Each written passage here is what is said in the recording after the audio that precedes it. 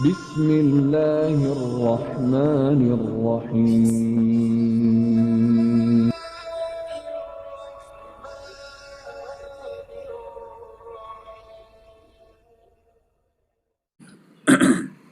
Semua nabi akan berdiri di belakangnya kaumnya, beriman atau kafir, semuanya. Maka akan terpisah dengan sendirinya. Orang-orang mukmin akan mulia, dan orang-orang kafir dan juga masuk dalamnya orang yang fasik, masih banyak dosanya, juga terpisah sendiri. Orang-orang beriman di sini disebutkan dengan kemuliaan. Kata para ulama, mereka tidak merasakan dahaga. Padahal pada saat itu panas, matahari cuma berapa mil saja. Sementara orang-orang kafir dan orang fasik merasakan dahaga. Sebagaimana hadis ayat tadi, ayat 86 dari surah Maryam ini. Ibnu Mubarak, Abdullah bin Mubarak, rahimahullah, seorang ulama tabi'in, meriwayatkan dalam Az-Zuhud, buku beliau, judulnya Az-Zuhud nomor 83, dengan sanadnya dari Mujahid tentang firman Allah, dan kami akan menghalau orang-orang yang durhaka ke neraka jahanam dalam keadaan dahaga. Ia mengatakan leher mereka terputus karena kehausan. Ya. Jadi sampai leher mereka rusak, ya, karena hausnya. Orang kalau terlalu haus, tenggorokannya seperti luka, ya. Dan itu sampai pada tingkat melukai leher mereka dari luar karena dahaganya, tapi nggak mati.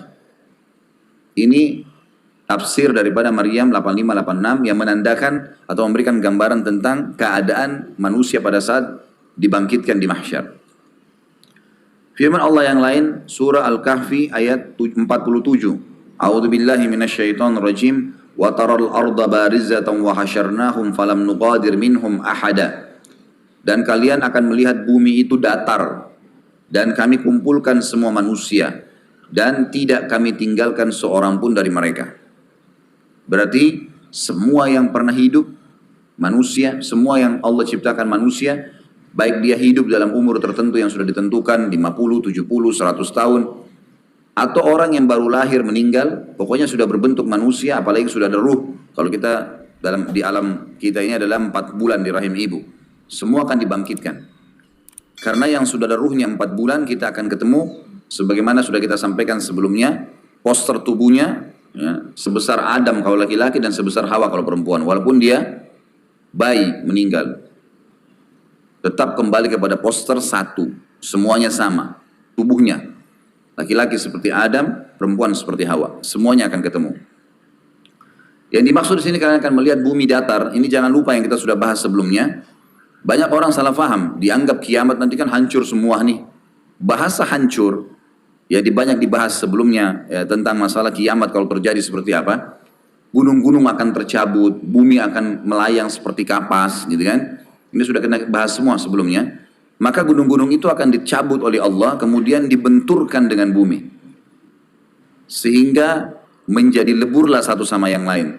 Jadi digambarkan oleh para ulama, gunung-gunung itu kecabut, kemudian Allah menghantamkan kembali di tempatnya dia juga. Misal Gunung Bromo, nanti tercabut pada hari kiamat, gitu kan. Cabut semua gunung. Lalu Allah Azza wa Jalla buat jarak tertentu, kemudian dihantamkan ke tempatnya sendiri. Tempat gunung itu dasarnya ada. Sehingga antara bumi yang berisi dengan tanah-tanah batu ini terbentur dengan gunung itu, dan gunung itu jadi lebur. Dan jadilah bumi nanti datar. Bumi ini datar. Dan yang dibenturkan ini, yang akhirnya berlebur adalah gunung-gunung. Tidak semua lokasi di muka bumi ini, termasuk kuburan kita, tidak ada masalah. Makanya orang dibangkitkan dari kuburannya nanti. Hari kiamat. Tapi sudah tidak ada bangunan satupun di muka bumi ini. Nggak ada gunung, nggak ada pohon, nggak ada bangunan apapun. Rata semuanya. Buminya akan rata. Seperti padang, dalam hadis lain dikatakan seperti padang pasir yang pasirnya berwarna putih. Rata semuanya. Ini makna daripada dan kalian akan melihat bumi itu datar dan kami kumpulkan seluruh manusia. Dan pada saat itu semuanya dibangkitkan. Yang bayi tadi sampai yang kakek dan nenek-nenek. Semuanya. Dan tidak kami tinggalkan seorang pun dari mereka. Pasti semuanya akan bangkit. Kafir, beriman, semuanya. Kemudian surat Toha ayat 102. Ini kena nggak ditulis ayatnya, maka silakan dibuka Qur'annya. Saya bacakan dari ayat 100-nya. Surat Toha ayat 100. A'udzu billahi minasyaitonir rajim. Man a'rada anhu fa innahu yahmilu yaumal qiyamati wizra. Barang siapa yang berpaling dari Al-Qur'an, maka sesungguhnya ia akan memikul dosa yang besar di hari kiamat. Dia tidak mau pelajari Al-Quran, nggak mau terapkan hukumnya, nggak mau belajar bacaannya, ini akan jadi berat buat dia hari kiamat. Tentu di sini yang dimaksudkan adalah umumnya orang-orang kafir ya. Mereka tidak mau beriman. 101 khalidina fiha wa sa'alahum yaumal qiyamati himla. Mereka akan kekal dalam keadaan itu di neraka dan amat buruklah dosa itu sebagai beban bagi mereka di hari kiamat. Jadi hati-hati, ayat ini mengingatkan tidak boleh meninggalkan Al-Quran. Baca, pelajari. Lalu 102, yauma yunfakhu fis-sur wa nahsyurul mujrimina yauma idzin dzurqa. Yaitu pada hari ditiup sangkakala dan kami akan mengumpulkan pada hari itu orang-orang yang berdosa dengan muka yang biru muram. Jadi pada saat itu kelihatan orang-orang kafir, salah satu cirinya sudah dikumpulkan satu sama yang lain, semua wajah mereka berwarna biru, muram. Biru yang kelihatan seperti memar. Ya. Kalau ada orang luka memar kena biru, biasanya birunya agak tua. Ada sedikit warna merah kadang-kadang ya, seperti itu. Na'udzubillah. Ini khusus untuk mereka.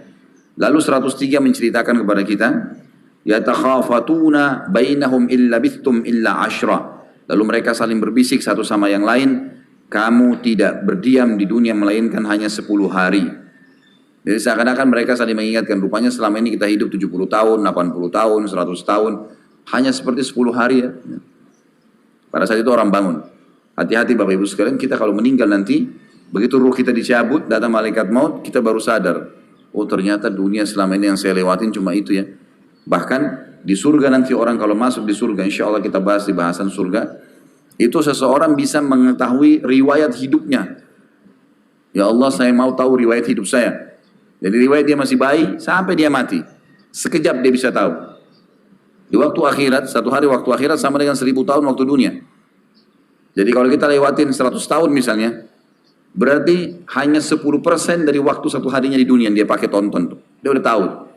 Oh ini dia kecil, oh ini waktu saya lari, ini waktu saya ngambil mangga, ini waktu ini. Tahu semua, ini pernah saya gini, sampai selesai. Oh ternyata cuma ini riwayatnya. Gitu. Makanya Allah SWT selalu ingatkan, kehidupan dunia cuma sebentar, jangan dikejar.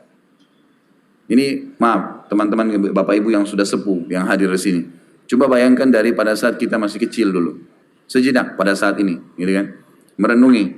Berapa lama kira-kira? Yang sudah 60 tahun, 70 tahun. Seperti 70 tahun kah yang dibayangkan yang besar? Seperti baru kemarin, gitu kan? Seperti baru berapa hari. Itulah hakikat kehidupan dunia. Maka jangan jadikan sebagai target. Cuma di umur 30 tahun dulu pernah kita gagal makan di satu restoran. Sekarang baru, sudah lewat ya. Mungkin kita pengen pada saat itu tidak terjadi. Apa ruginya? Atau kita pernah mau menikah sama seseorang terus tidak jadi. Sekarang sudah lewat 30 tahun yang lalu. Ruginya apa?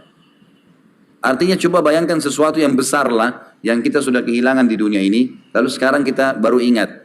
Apa yang rugi? Nggak ada sesuatu, tangan kita nggak putus, mata kita nggak buta. Nggak ada sesuatu, dunia begitu. Artinya sesuatu yang luput pun tidak ada sesuatu yang yang rugi itu hanya kalau kita tidak sempat beramal soleh, sehingga kita dapat derajat yang tinggi di surga. Karena di sana kehidupan abadi. Dunia ini sebentar. Jadi jangan terlalu habisin umur di situ. Ada orang bersedih sampai kurus badannya hanya karena ada orang tidak bayar utang, hanya karena mungkin ada yang ceritain dia gosip, hanya mungkin kehilangan apalah benda. Dia bukan muhasabah, oh mungkin mobil saya hilang atau motor saya hilang karena ada uang haramnya. Ya Allah gantikan. Padahal Allah lagi tarik dia supaya lebih dekat dengannya. Tidak ada yang rugi sebenarnya. Tidak ada sesuatu. Hilangan dunia ini pun sesuatu yang besar adalah hal yang kecil sekali. Kalau kita lihat rentetan hidup kita nanti, ternyata cuma kecil semua itu. Nggak ada nilainya. Kata Allah SWT 104-nya, Nahnu a'lamu bima yakuluna idh yakulu amthaluhum tariqatan illa bistum illa yauma. Kami lebih mengetahui apa yang mereka katakan. Jadi pada saat itu mereka bisik-bisik pun Allah sudah tahu. Buktinya sekarang saja sebelum dibangkitkan di mahsyar, kita lagi duduk di sini di masjid ini, jadi tahu apa yang mereka mau bicarakan kan? Allah sudah bongkar kayak tadi, mereka akan bisik-bisik satu sama yang lain mengatakan kayaknya hidup dunia kemarin cuma 10 hari ya. Allah mengatakan, kami lebih tahu apa yang mereka bicarakan itu. Buktinya Allah sudah ceritakan pada kita sekarang. Sebelum terjadi mahsyar Allah sudah ceritain, Allah sudah tahu apa yang mereka mau ucapkan. Ketika berkata orang yang paling lurus jalannya di antara mereka, kalian tidak tinggal di dunia melainkan hanya sehari saja. Jadi pada saat mereka saling bisik, ada orang beriman di situ, orang beriman ini akan mengatakan, kalian tidak meninggalkan, kalian tidak tinggal di dunia kecuali hanya sehari. Kita lanjutkan beberapa ayat ke depannya. 105. Wa yas'alunaka 'anil jibali faqul yansifuha rabbi nasfa. Dan mereka bertanya kepada Muhammad tentang gunung-gunung. Diapakan nanti hari kiamat? Katakan, Tuhanku akan menghancurkannya di hari kiamat sehancur-hancurnya. Habis. Ini tentu Bapak Ibu yang sudah sering ke gunung, lihat wilayah pegunungan, tahu nih bagaimana kokohnya gunung-gunung. Terbukti kita bisa bangun apapun di atasnya. Kita bisa mengambil apapun dari dalamnya, gitu kan. Kalau dikerok pun gunung itu lama baru habis, gitu kan. Ada gunung-gunung yang luar biasa besarnya. Dan banyak gunung-gunung Bapak Ibu sekalian yang manusia sekarang baru temukan, ternyata penuh di lautan. Lautan itu penuh dengan gunung-gunung. Dan gunung-gunung yang di lautan itu kemudian menjulang ke atas, yang keluar itu cuma sebagian daripada yang dibandingkan dengan yang di dalam. Karena gunung kan ngerucut. Jadi semua yang keluar dari lautan itu adalah bagian kecilnya. Jadi kalau kita lihat sekarang gunung-gunung banyak ini, kemudian ada lautan di sekitarnya, itu berarti sampai ke bawah tuh kakinya gunung itu, gitu kan. Itu jauh lebih besar, semuanya akan tercabut. Kata Allah SWT ayat 16-nya, فَيَذَرُهَا قَاعًا صَفْصَفًا. Dan dia Allah akan menjadikan bekas gunung-gunung itu datar sama sekali. Karena dibenturkan tadi saya kasih contohnya, kemudian menjadi rata semuanya. 107, لَا تَرَى فِيهَا عِوَجًا وَلَا أَمْتًا. Tidak ada sedikit pun kamu lihat padanya tempat yang rendah dan yang tinggi. 108, يَوْمَئِذٍ يَتَّبِعُونَ الدَّاعِيَ لَا عِوَجَ لَهُ وَخَشَعَتِ الْأَصْوَاتُ لِلرَّحْمَنِ فَلَا تَسْمَعُ إِلَّا هَمْزًا. Pada hari itu manusia mengikuti, menuju kepada suara penyeru. Nanti ada malaikat akan menyeru. Dengan tidak berbelok-belok, arahnya satu. Dan merendahlah semua suara kepada Tuhan yang Maha Pemurah. Enggak ada yang berani bicara pada saat itu. Dan kamu tidak mendengar kecuali bisikan saja. Ini keadaan tentang mahsyar. Kemudian kita tutup teman-teman sekalian sampai ayat 110 ya. 109-nya, yauma idzin la tanfa'u syafa'atu illa man adina lahu ar-rahman wa radiya lahu qawla.